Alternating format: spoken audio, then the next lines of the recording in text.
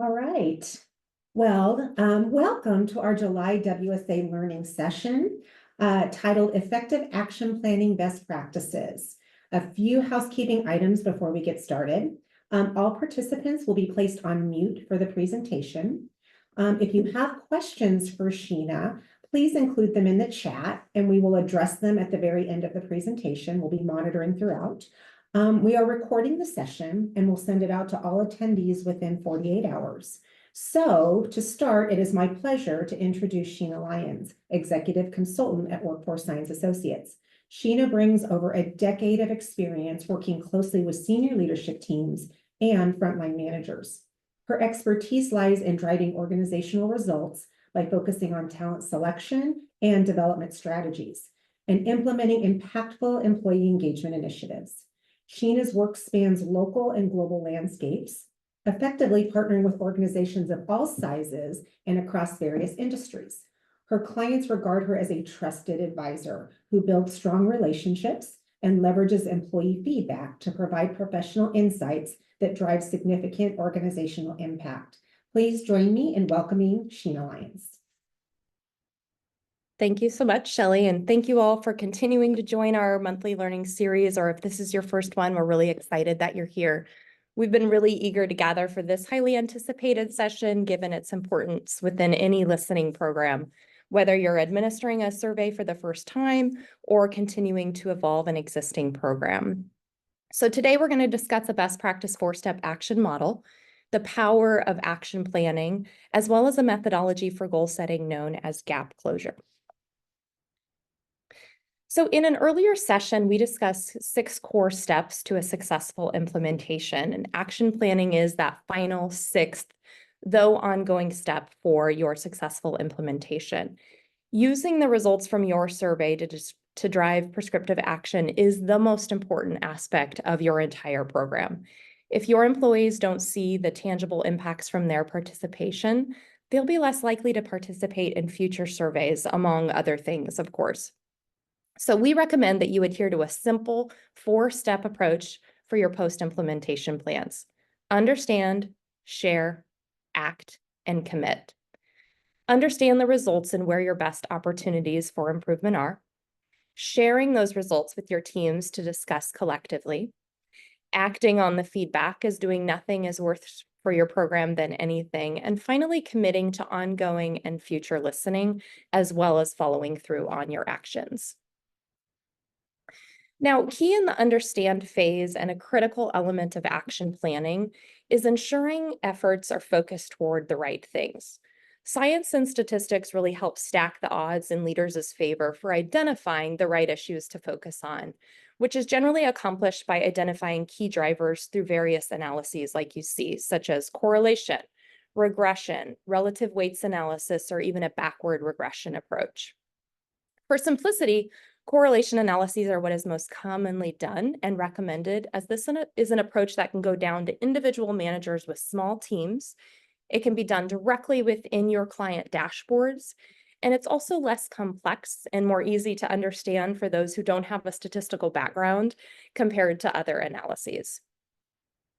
Now, in the case of the correlation approach, this determines key drivers of engagement or priorities using a Pearson product moment correlation. Each survey item is individually correlated with your engagement index, and you're provided with a ranking of highest to lowest correlations directly within your dashboard. So the math is done right for you, and it's done there. These priorities really point leaders and managers toward the items that have the strongest impact on engagement. Now, it's important to know that these aren't merely your highest or your lowest scoring items. And in fact, if you target your actions toward the lowest scoring items, that can minimize your return on investment because those might not be the most impactful areas. When it comes to components within the employee experience, I always like to say that not all things are created equal. Some things are simply more important than others at any given time. And so using that correlation analysis will really point you toward those priorities where you can have the greatest potential for the return on your investment when it comes to action planning. Now, as I previously mentioned, your dashboard is generally going to list out your key drivers in order of impact, as you see on the screen here. Those items with the highest correlation to engagement will be listed first, and they will go down the line in order of impact. But at the same time, you're likely to see many items that have a strong impact and a strong correlation. And so there's a strategy for really choosing where to focus, which involves a few components. First and foremost, impact. You're going to keep hearing me say impact because that's where we want our focus to be. So really stay focused at the top of your list with those key drivers of engagement. But next, you want to evaluate your scores based on comparisons. And you see some comparison columns to the right here. Start looking at your scores compared to the company overall, that internal benchmark, toward those external comparisons. Maybe it's an overall benchmark or an industry benchmark. But these numbers really help to put your scores into context and help you really identify where are those strengths and opportunities within your key drivers of engagement. As well, if you have historical score comparisons, of course, be looking at how you're tracking to where you were last year or at the last listening moment to be measuring your progress, particularly in those areas where you actioned on last time. Next, really identify if any of those key drivers have high neutral scores. Again, these are employees who are in that wait and see mode, and there's a level of uncertainty in their response. That's an important signal. And so if you have key drivers that have high neutrals, that might be some low-hanging fruit. And some of those areas really where you can more easily influence if you take action. Next, think about which items are in alignment with existing objectives or initiatives of the team. That way, you can work on something that really aligns with what's already in motion within the team. And people aren't feeling like they're having to stretch their resources and time toward things that are outside of existing actions. Next, look at what items are within the managers and teams' control. We really want managers and teams focusing on what's within their realm of influence so they can have an impact and really drive the results themselves. And then lastly, look for common themes across the key drivers. This really helps to understand the story of the results. Are there items that are similar to one another? Are there multiple items in one dimension, such as multiple growth and development items, multiple communication items, to really start to uncover where you're going to have the greatest likelihood for impact? Now, after understanding your survey results, you'll move to the second step of sharing survey feedback with your teams. And we call these feedback meetings. The purpose of these meetings really is to simplify and summarize the results to your team, but it also provides your employees with that ongoing opportunity to continue sharing their feedback. It also sends an important signal that their voices matter, because in having these conversations, you're saying, this is important enough to talk about and have you be part of what we do with the results and action planning move forward. These meetings also provide teams with the opportunity to celebrate their strengths and successes and highlight opportunities where those exist. And I want you to all be thinking about how the sharing of survey results really is a trust building exercise. It can help build survey credibility over time, which we know has numerous positive effects, such as increasing trust, increasing future response rates, as well as engagement, among many other things. Now, having feedback meetings is not enough. These meetings have to really be set up in the right way in order to be successful. And to help managers have productive conversations with their teams, we have a simple list of do's and don'ts for these conversations to provide those guardrails. When we start with the do's, do remember that confidentiality is crucial. This is important both from reviewing the actual results, but also in what is discussed within the team during these sessions. Practice active listening. Managers and leaders are facilitators of conversation, but they have to be even better listeners as they're creating that space for more feedback to happen. Address concerns as they arise. We need people to know that we're willing to talk about what's on their minds. It doesn't mean managers have to have all of the answers. They can always table something and come back to it to keep the conversations productive, but we want to address concerns as they arise. And then everyone should be invited to have that opportunity to review and discuss results. Now, on the flip side, here are some of the don'ts to keep in mind to ensure conversations remain valuable. Don't cover the results for every single survey item. That's too overwhelming, and it's distracting. It can really take the eye off the ball, again, as we think about impact. Don't focus on just the lowest scores. Again, we want to focus where we're going to have the biggest impact and not just mere scores. Don't try to identify who said what. We want to maintain the integrity of the survey data and keep employees feeling that it is confidential and respected as such. And then not denying or discounting the data. It's truly that mantra that feedback is a gift. Let's use this feedback as a way to help us all get better and help employees have a better experience. Now, after having those feedback meetings with our team, we move into the third step, which is act. And in alignment with the science of action planning, we do encourage all managers to create a SMART action plan. This is something that should be familiar or is likely familiar to your managers, and it really sets them up for success when focusing on the specific components within the plan. Of course, having those specific actions and behaviors to focus on, having those measurable targets that inform when we're successful or how close we are to achieving the goal. Having achievable targets, managers and team members have to be able to influence the outcome. It has to be within their realm of control. Having relevant targets, and our priority analysis really points us toward the most impactful areas, helping us determine that relevance, but it also needs to be important and purposeful to employees. And then lastly, time-bound. We need to have those deadlines to drive accountability of the plan. Now, in addition to creating a SMART action plan, there's a few key components of successfully implementing those actions. Involving your team is really crucial in implementing the actions.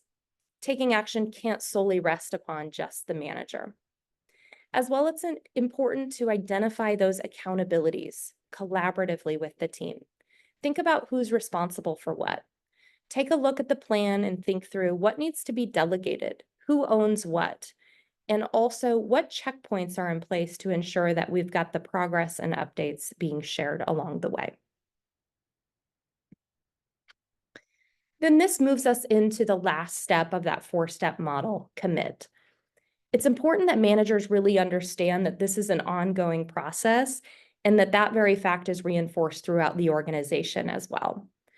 Once the action plan is devised, commitments really should be made from everyone on the team to integrate those plans into the daily routines, those regular behaviors and interactions of the team. Every person has a role, regardless of where those accountabilities have been set. Then a key component of following through is sharing progress regularly. Doing so really allows the team to celebrate those successes as they happen, as well as make those necessary revisions to the action plan. And we know, given the ongoing nature of action planning, the ever-changing state within an organization, it's completely normal to have to make revisions, as long as it's about making the adjustments and not foregoing action planning altogether. Lastly, communication is really the thread of following through and continuing those ongoing commitments. Even if you made changes based on your data, if that isn't clearly displayed to employees through regular communication, they won't make the connection and understand the importance of the survey in terms of their feedback and that driving action. So when thinking about communication, the first step, of course, is thanking employees for their feedback. This should be done organization-wide, but also by leaders down the organization and especially within those individual feedback meetings. As you move forward, tie those actions and the progress updates back to the feedback in the plan. This is an easy aspect for employees to lose sight of, and it is a really common misstep for managers as well, as they're not making those linkages as directly as they could. Communicate those actions regularly and over time. We don't want action planning to feel like an exciting initiative right away. and then lose momentum as we move forward. And then finally, keep in mind that you can't communicate too much. Now, a common question we get from our clients revolves around the recommended timing of action planning activities. This, of course, is going to vary company by company based on their size, their complexity, or even the maturity of their listening program. But here are some general guidelines when considering those steps involved in the action planning process as it involves managers. An engagement survey is generally live for about 2 weeks. And then post-survey, about 2 to 3 weeks, your project team is generally equipped right away, but likely those HRBPs or support individuals are equipped and enabled in the data and in the dashboard to really provide support for managers. And there's a little bit of a lag here between survey close and that enablement, because generally the first step is analyzing results and presenting those to senior leadership teams. Shortly thereafter, about 3 to 4 weeks post-survey, managers can start receiving their online access to survey results to start looking at where their opportunities lie and working through that first step of the model of understanding their data. Then 4 to 6 weeks post-administration, they should be really facilitating those feedback meetings with their team. We want those to happen when the data is in their heads and it's fresh, and having those ongoing conversations with their teams.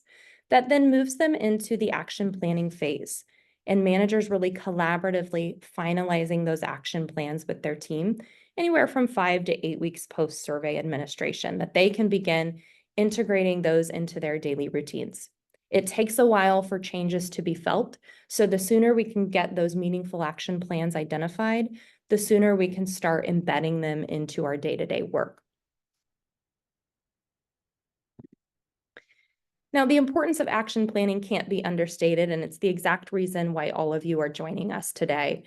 An element of that, it also involves specific goal setting and really identifying the target toward which you're aiming. And that's in relation to both that specific and measurable piece of SMART action plans.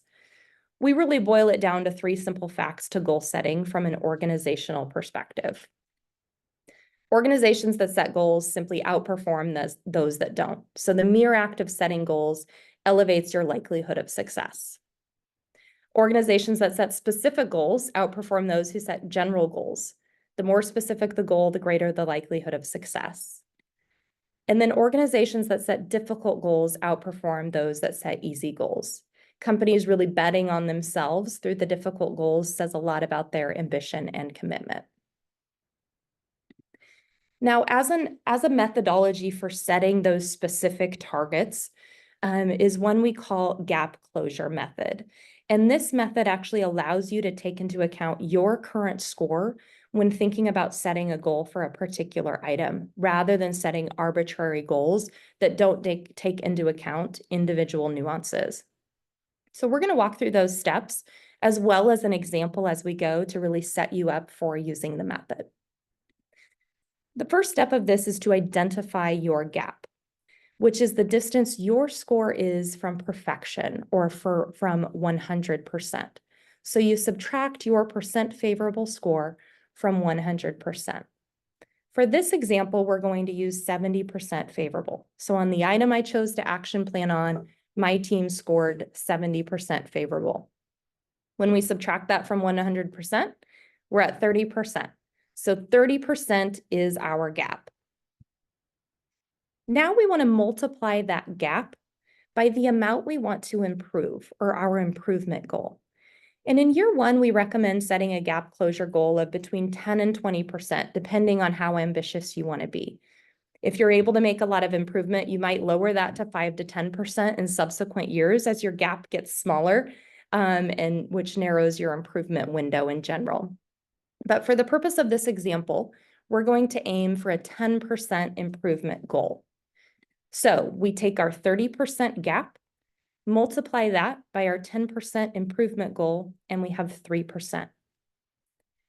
In step 3, we add that current percent favorable score to what we identified in step 2.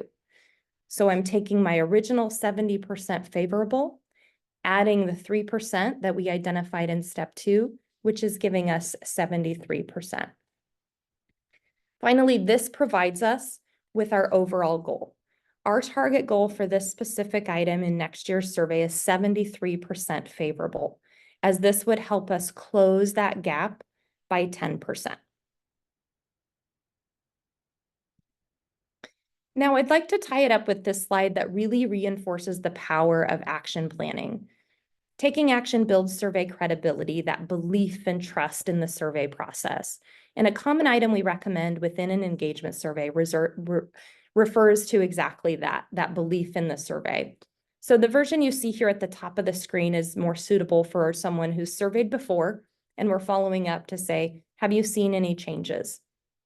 We're actually seeing this and similar items emerge in key drivers analyses, as with this particular client that I'm sharing as an example, which is really reflective of the importance of feeling heard and leaders taking action on their feedback. It's directly related to engagement.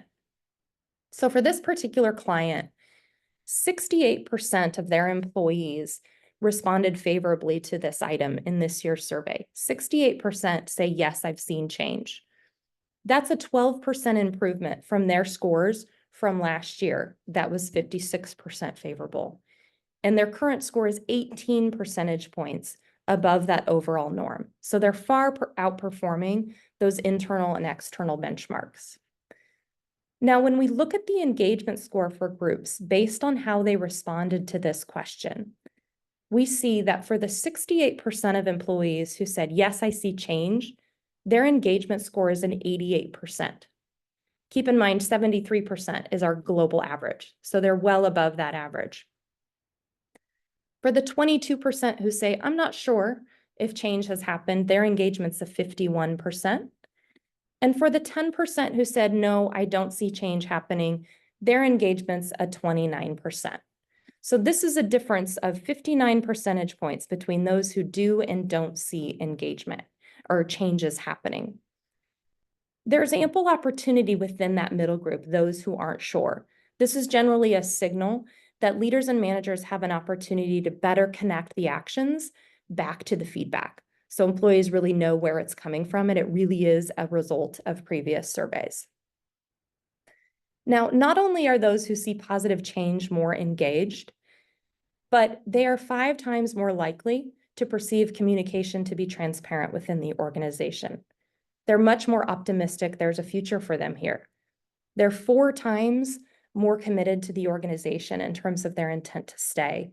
They see a greater linkage between their work and the organizational vision, creating that sense of purpose and pride. They're more likely to advocate for the company and far greater sense of belonging. Now, not only is taking action as a result of an employee survey the right thing to do, but it also pays dividends in terms of driving those higher levels of engagement and commitment from employees. Everyone has a role in this process, and we really hope that you've learned some great tips and practices for evolving the action planning process within your organization. So we will now open it up for questions if those have been in the chat. Happy to answer any questions from the group. Thank you. We'll take a minute to have you put those questions in, but I do have a couple, Sheena, to start with. So first and foremost, thank you. I as a WSA consultant, it is some of the things you covered today are some of the most commonly asked questions that we get as a consulting team. So I hope this was really informative for everyone. So to start with, one of the questions that came through, how many things should the organization and or managers be focused on when creating action plans? Yep, that's a great question that we get often. And really our best advice is let's get laser focused on a few rather than many so that we can do it really right and well. So from an enterprise-wide perspective, we always say, choose 1 to 3.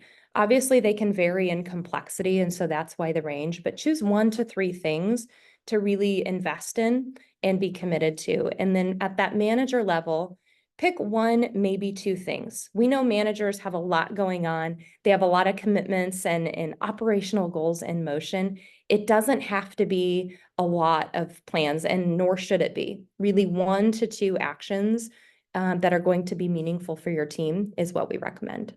Excellent. I know it can be overwhelming sometimes when you see a lot of items on the driver's analysis. So when you think about an approach, another question that came through, how do we ensure an aligned effort on action planning so that every manager isn't trying to take on or tackle something different? Yeah, when we push data and dashboard results out to managers, which is our recommendation, get that data into the hands of managers, there's an element of trust involved. And what we really recommend is empowering your managers to act on their data, on the feedback of their teams, so they have the highest likelihood of impact for their team. So then it becomes less about what they should or shouldn't act upon, and really about empowering them, but also enabling them on understanding their data in the right ways and taking them through a similar training as this so that they're really looking at it and acting on it in a meaningful way with their teams. Great. Here's a question that came through real time. How can you help motivate managers who put action planning on their proverbial to-do list, but never actually get around to it? Yep, that's a great question. And really, action planning should be part of regular conversations with their own managers. So those managers, as they put that action planning on the list, they need to be talking about that with their level up, with their manager. And so that's a task then for those managers to be asking those they lead how their action plans are going. What are the things they're getting stuck on? What are the successes they're seeing? It should be a regular conversation, just like any other goals that managers are working on, so that it's living and breathing and ongoing. And their managers can help drive that accountability as well. The more managers can see that done throughout the organization as well, from higher levels, as those examples are set, as updates are shared, hopefully that's motivating as well. And ultimately, it just kind of becomes an expectation of this is how we manage survey results, and this is what we expect when we move into that action planning phase. Absolutely. Another question real time. Often I find managers are not comfortable conducting feedback meetings. Do you have any tools or recommendations for helping them, maybe like a toolkit or something? Absolutely. So we do have an offering that is a much more fleshed out version of something like this that we shared today, where we meet directly with managers and walk them through more thorough steps in arming them with those tools and tips and tricks to have those feedback meetings. So that's kind of step number one. I've also seen successful in clients HRBPs offer to have sit in on those feedback meetings. They might know ahead of time based on scores or based on overall just kind of manager temperament and personality of who might benefit the most from them supporting them. And so that's really a role that HRBPs or the HR team can really help support. Again, not as a method of oversight, but just as a method of support to make sure that those conversations are productive and they serve the ultimate goal of helping the teams discuss their feedback. Absolutely. Another question real time. What do you see in most companies? Do they force managers to create action plans or do they leave them to their own actions? It's a great question, and it varies a lot. It's almost something in between. They allow managers to choose their own actions, so it's not prescriptive in that way. They set the expectation that this is really what we want you to do. But sometimes it can be difficult to have the actual accountability of, making it a check the box. We don't want it to feel like a check the box experience for managers. So what we tend to see is that generally evolves over time as your listening program matures. The first year, we set the guidelines. We say, hey, we would like you to do this. Here is all of the resources we have to help you facilitate that. And then as they move into year 2 and 3, it does become more of an expectation, again, where they're reporting to their managers. There's more accountabilities in place to make sure that that's actually happening. And you also learn what the barriers to action planning are happening in, as you've tried it in year 1. And so you can better set managers up for success in doing that as well. Excellent. I have one final question, unless there's any that come in between. How often should leaders and or managers highlight the results and share progress being made from survey feedback? Because I know you talked about the communication piece. Yeah, and again, that can vary by company. My first and foremost thing is Embed it within the regular ways you communicate with the organization. How and when they're used to hearing organizational news, progress and updates can be shared there. But from an organization perspective, senior leadership should be providing at least quarterly updates. Maybe that's in town halls or all hands meetings. And then managers and lower level leaders, of course, at least quarterly, but even monthly, as they're regularly meeting with their team and discussing other goals and progress, they should be sharing with their teams as well. That way, again, it stays ongoing, and that reminder that you can't communicate too much. So just make it a regular part of the communication. Excellent. I don't see any other questions that came through. So thank you so much, everyone, for attending the webinar today. It's been our pleasure hosting. Thank you all. Thank you, Sheena. Thank you.